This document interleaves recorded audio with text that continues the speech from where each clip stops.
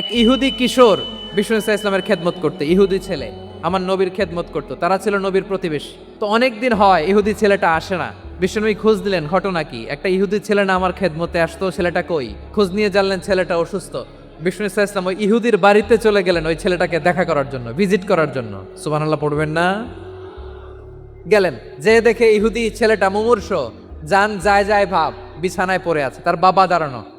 বিশ্বনবী তার মাথার পাশে বসলেন, মাথায় হাত বুলিয়ে দিলেন, আর ছেলেটাকে বললেন, আসলিম, হে ইহুদি ছেলে, আসলিম, ইসলাম ধর্ম গ্রহণ করো।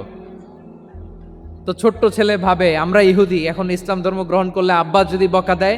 ফানাযারা ইলা ওয়াজহি আবি, ছেলেটা তার বাবার চেহারার দিকে তাকালো, দেখি আব্বা কি কয়।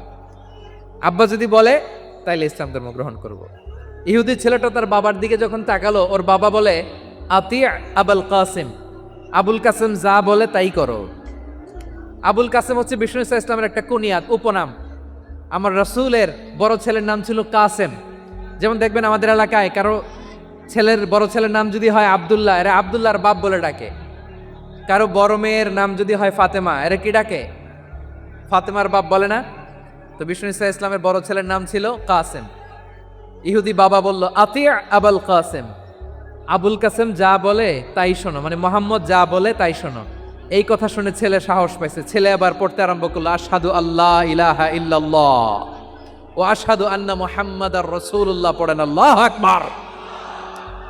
বিশ্বনবীর আহ্বান শুনে ওই আহ্বানে সাড়া দিয়ে ইহুদি ছেলে শাহাদা পড়ে মুসলমান হয়ে গেল। তার হৃদয়টারে ইমানের নূর দিয়ে আলোকিত করে দিল কে? প্রিয় ভাইরা, এবার রাসূল সাল্লাল্লাহু আলাইহি ওয়াসাল্লাম বের হয়ে আসলেন ঘর থেকে, আর বললেন, আলহামদুলিল্লাহিল্লাযী আনকাযাহু মিনান নার, প্রশংসা সে আল্লাহর যে আল্লাহ জাহান্নামে চলে যাচ্ছিল প্রায় এমন একটা লোককে মুহূর্তের মধ্যে কালেমায়ে শাহাদাতের বদৌলতে জান্নাতি বানায় দিলেন। আওয়াজ করে পড়েন সুবহানাল্লাহ।